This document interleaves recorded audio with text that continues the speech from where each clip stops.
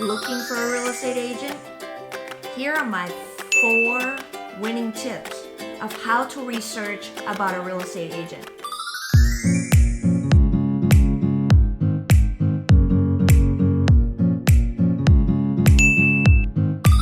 Tip number 1, use Google. Google the name of the real estate agent and you will be amazed what comes up. Actually, try Googling your name and you'll see what I mean. You're gonna see different sites that agent is associated with, and their name has been mentioned for different reasons, right? And through there, once you go to those different sites, you can kind of click through and learn more about the agent as well. So one of the things that I would highly recommend that you do is read up on the reviews, whether it's on Yelp, whether it's on Google reviews, whether it's on Realtor.com, whether it's on Zillow.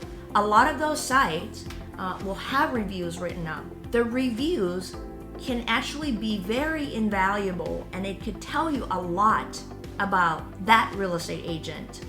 The reviews are usually, if you find the reviews that are just, they just say, oh, great agent, call him.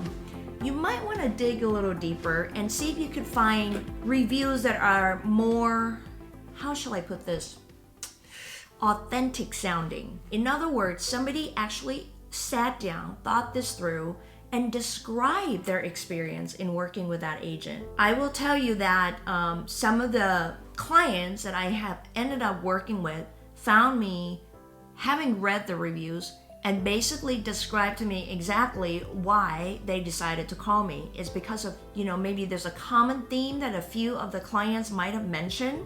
So the word patient came up in multiple times in my reviews from different clients. And that seems to be the theme, although it's funny because I don't think I'm patient, but anyway, I digress. I had one client that actually, who's now a great friend of mine, call me because she read multiple of my reviews and it kept coming up that I am patient. And basically when she called me, she said, you sound like the kind of agent that my husband and I need. The reviews can tell you a lot about the characteristic, the work ethic, the pattern in how that agent works, and see if those words resonate with you. Third tip, when you decide to meet with the agent or when you start the interviewing process, I would want to know how many transactions they have done in the past 12 months or maybe going back 24 months. Now, mind you, I understand that, we've just had a pandemic. We've just gone through a pandemic, and it's not the most usual time really in any business, let alone real estate. But that is also telling on whether they've been doing business, how they've been doing it. And it might be a good follow-up question for you to ask, well, how have you been working through the pandemic? How do you apply that into how you work with your client? Okay, because there's some protocols and things like that we have had to abide by for the safety of everyone involved. So ask about that as well. But basically, specifically, how many transactions have you had in the last 12 months, last year, and in the last 24 months? You might want to even go back in the last 36 months, right? Annually, what would be the number?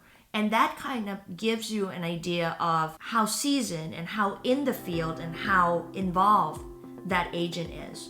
Now, mind you, I will tell you this, I have a lot of friends and a lot of real estate agents that are in my network, and I can tell you that the number of years that you've been in the business does not speak about how experienced you are. Number of years in the business does not equate to how experienced that agent is. That's why the number of transactions will give you an indication of that.